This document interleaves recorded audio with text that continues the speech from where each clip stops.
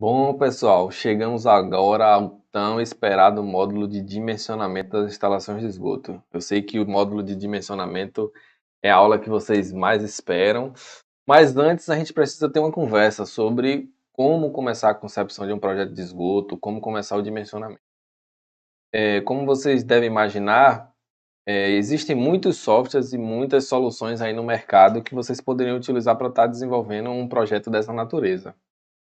O foco aqui do nosso curso não é ensinar você a manejar ou a utilizar de forma produtiva nenhum tipo de software. O nosso foco aqui é ensinar você toda a técnica necessária para você ser realmente um projetista.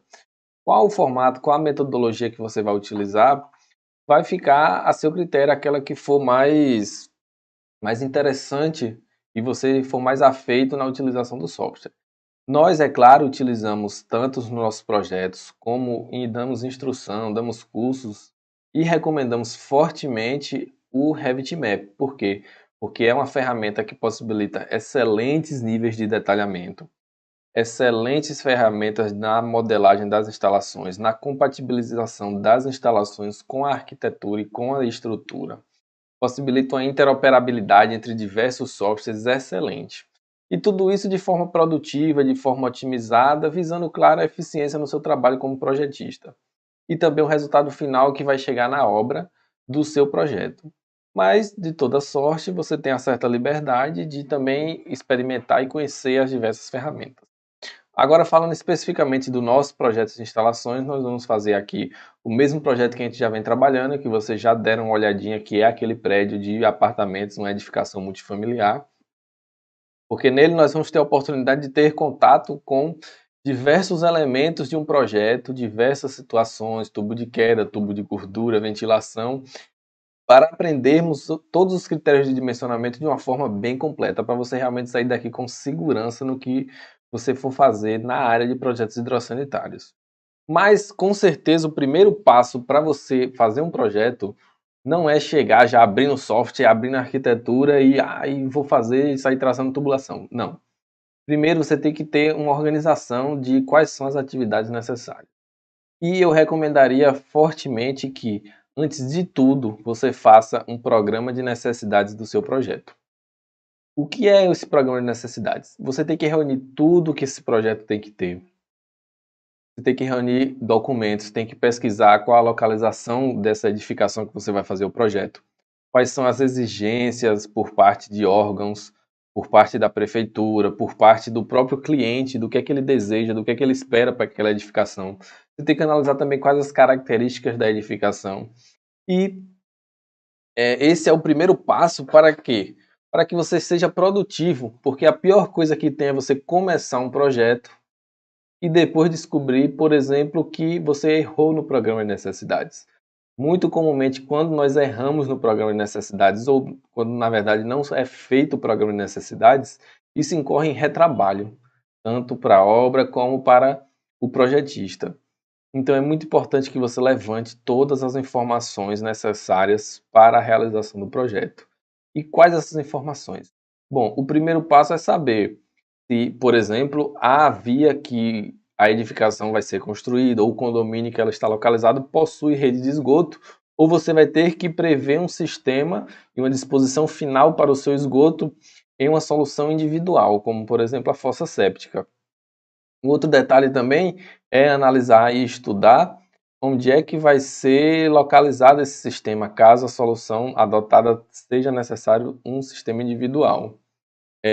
Um outro ponto também é analisar e ter em mãos os documentos necessários para realizar um projeto, que são documentos das concessionárias de saneamento, documentos da prefeitura com as exigências, ter em mãos também o projeto estrutural, entender e estudar qual é a tipologia construtiva daquela edificação, porque um projeto a ser desenvolvido para uma edificação com estrutura de concreto armado reticulada tem determinadas características, enquanto projetos a serem desenvolvidos para estruturas e alvenaria estrutural vão possuir outras características e outras demandas.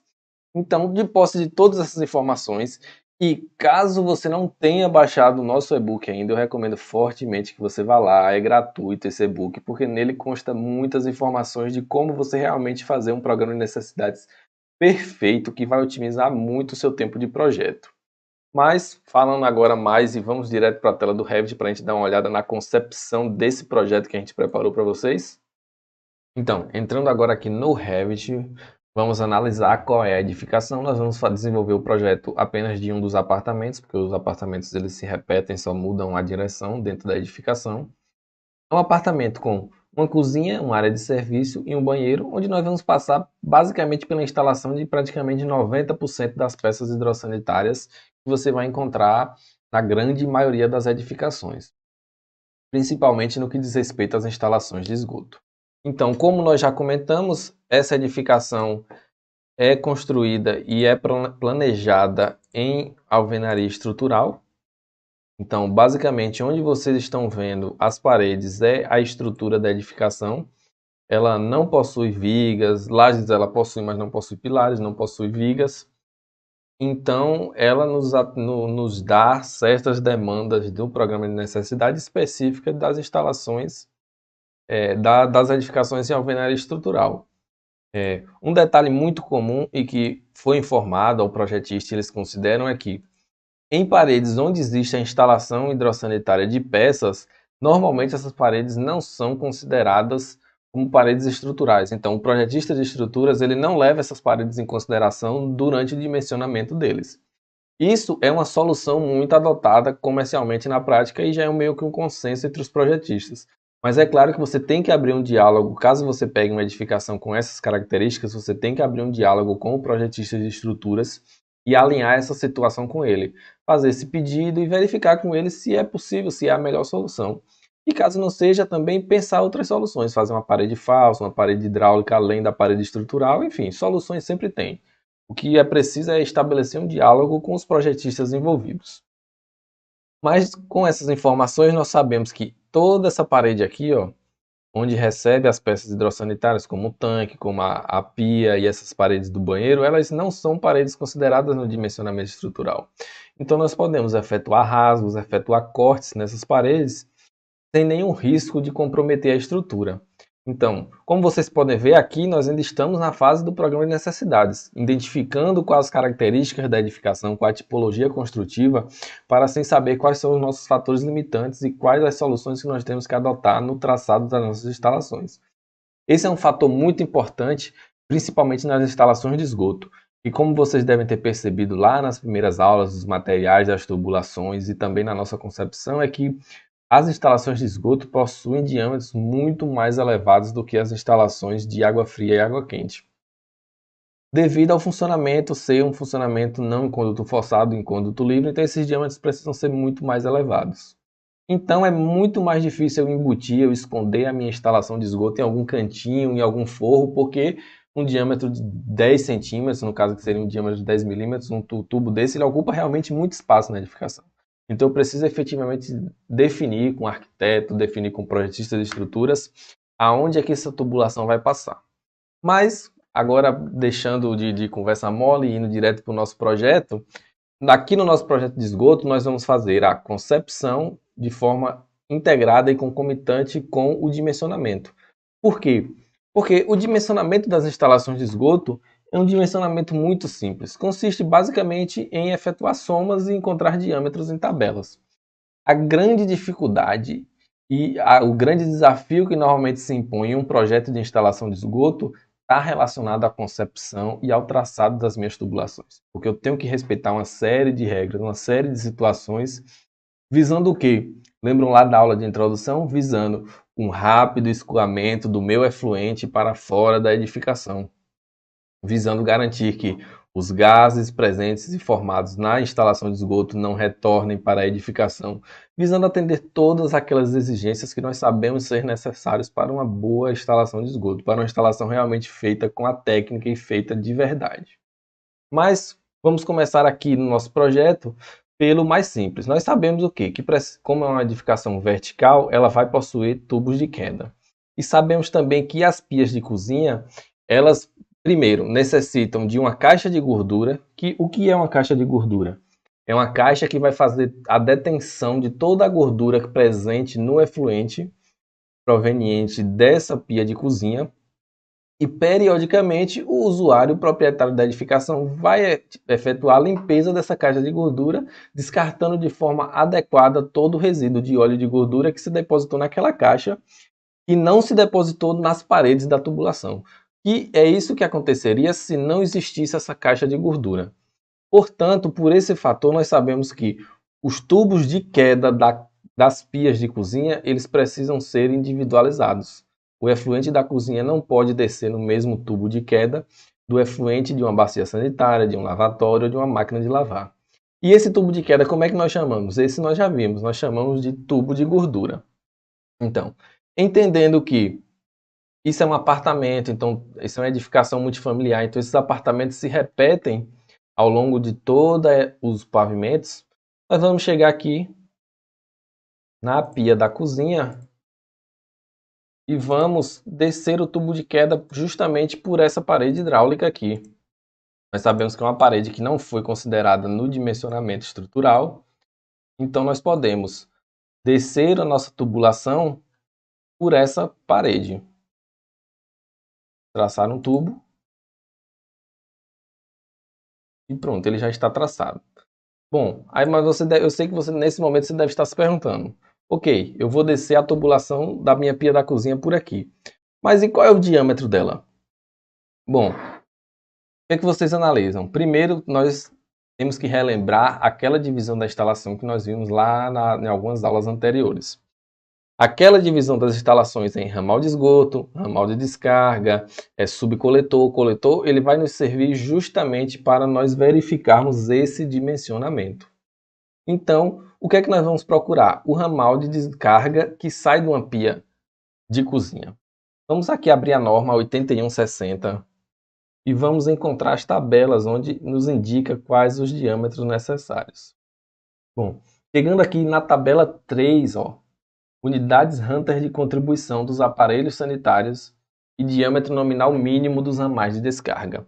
Você vê que tem uma série de aparelhos sanitários listados aqui. Nós temos bacia sanitária, banheira de residência, bebedouro, chuveiros, lavatórios. Temos um número de unidades Hunter de contribuição. Nesse ponto aqui, nós temos agora que abrir um pouco a câmera aqui e vamos conversar. Então, pessoal, a metodologia de dimensionamento das instalações de esgoto, para esse dimensionamento nós utilizamos um fator conhecido como unidade Hunter de contribuição, UHC. De forma simplificada, para não complicar muito a cabeça de vocês, essa unidade Hunter de contribuição, ela mede de forma numérica qual a contribuição que cada peça hidrossanitária dá em cada trecho da minha tubulação. E o que é que essa unidade Hunter de contribuição leva em consideração? Ela leva a frequência de descarga daquele aparelho, o tipo de aparelho, o diâmetro da saída e essas informações que compõem uma vazão que seria a minha vazão de projeto, que em tese eu teria que dimensionar. Só que definir essas vazões, definir essa frequência de descarga, a simultaneidade dessas descargas em uma instalação de esgoto, é um trabalho estatístico e probabilístico muito complicado, porque como é que você vai prever a utilização por parte do usuário das peças hidrossanitárias? É muito difícil. Então, através de muitos estudos, foi definido o HC, que é a Unidade Hunter de Contribuição, por um engenheiro inglês, ainda na primeira metade do século XX. Ele definiu quais seriam probabilisticamente essas contribuições de cada peça hidrossanitária. E com base nisso, a nossa norma 8160 de 99 nos deu tabelas para o dimensionamento de cada trecho da tubulação, onde nós devemos apenas fazer o somatório de quantas unidades Hunter de contribuição passa por aquele trecho de tubulação. E cada peça hidrossanitária, naturalmente, tem um valor também que a norma nos informa de unidade Hunter de contribuição. Então, voltando para a nossa norma, nós vemos aqui agora vários tipos de tubulação e vemos também o diâmetro nominal mínimo do ramal de descarga. Nós procuramos aqui pia de cozinha residencial. Nós temos que o número de unidades Hunter de contribuição é 3 e o diâmetro mínimo do ramal de descarga é um diâmetro mínimo de 50 milímetros. Voltando para o nosso projeto, nós vemos que devemos então utilizar o quê? Um tubo de PVC da série normal de 50 milímetros.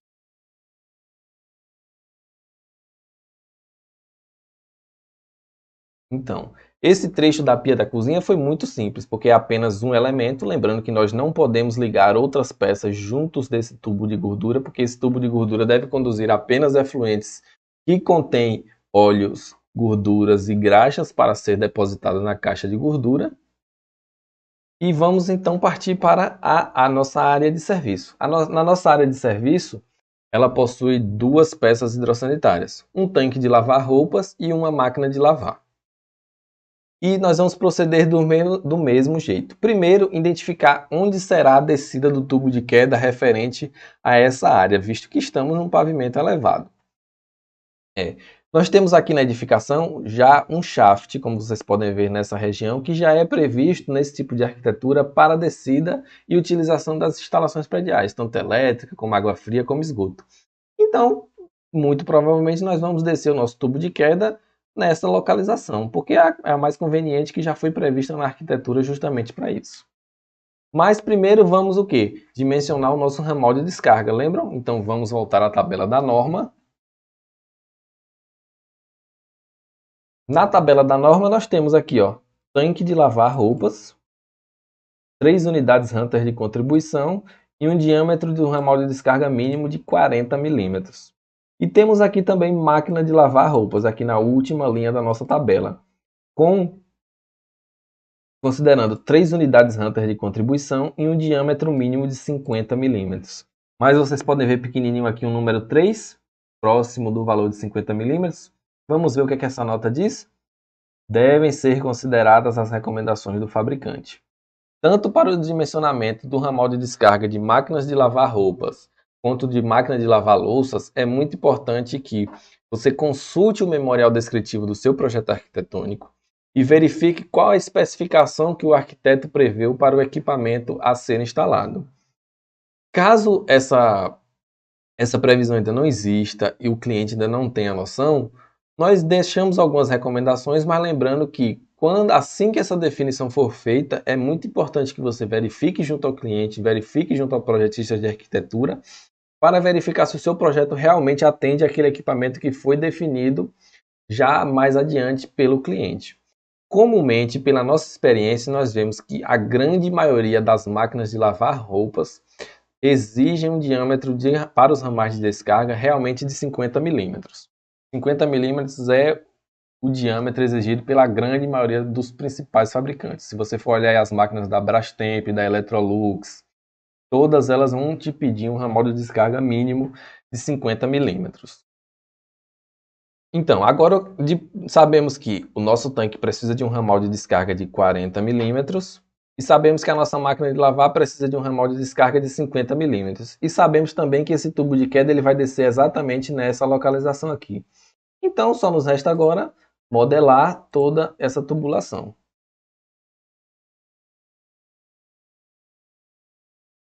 Pronto, agora que eu já efetuei o traçado e a concepção, nós vamos agora analisar e entender o porquê de cada uma dessas conexões e de cada um desses traçados.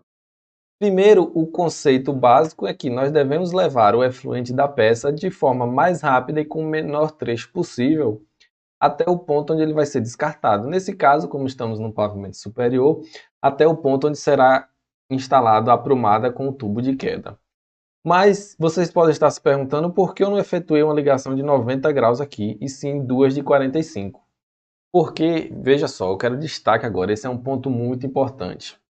Em ramais de esgoto, em ramais de descarga, nós não utilizamos curvas e joelhos de 90. Nós devemos apenas utilizar curvas e joelhos de 45 graus. E por quê? Porque ele propicia um escoamento muito mais suave para o efluente. Lembram que o efluente dentro de uma tubulação de esgoto, ele não flui sob pressão como conduto forçado, ele flui como conduto livre. Então, a fluidez dele é muito susceptível às interferências do traçado. Então, quanto mais suave, quanto mais simplificado for o nosso traçado, melhor será. Assim, nós não podemos usar curvas de 90, devemos usar sempre curvas de joelhos de 45. Assim como quando, nesse caso, precisarmos fazer uma curva de 90 graus, devemos utilizar dois joelhos, duas curvas de 45. Uma coisa que nós podemos fazer também nesse caso é utilizar curvas longas ao invés de curvas curtas, suavizando ainda mais o traçado e tornando a fluidez do efluente dentro da tubulação muito mais suave. Uma coisa que vocês devem observar, vocês já devem conhecer, mas é sempre bom destacar, é que também devido às características de um sistema de esgoto funcionar como conduto livre, as tubulações de esgoto elas possuem inclinações. As tubulações de água fria e água quente não possuem inclinação, elas funcionam através da gravidade, através da pressão gerada pela gravidade. Numa tubulação de esgoto, nós devemos prever inclinação nessas tubulações para que o efluente flua até o ponto que nós desejamos. Mas qual deve ser essa inclinação? Bom, esse ponto nós vamos olhar aonde? Vamos olhar lá na norma.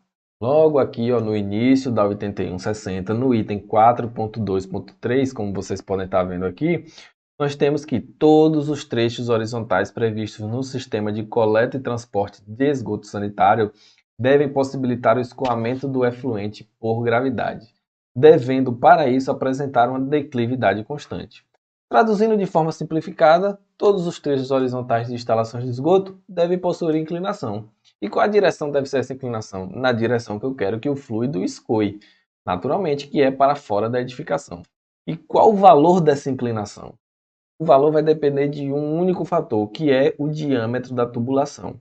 Então aqui no item A, ó, nós vemos que para tubulações com diâmetro nominal igual ou inferior a 75 milímetros, a inclinação mínima deve ser de 2%.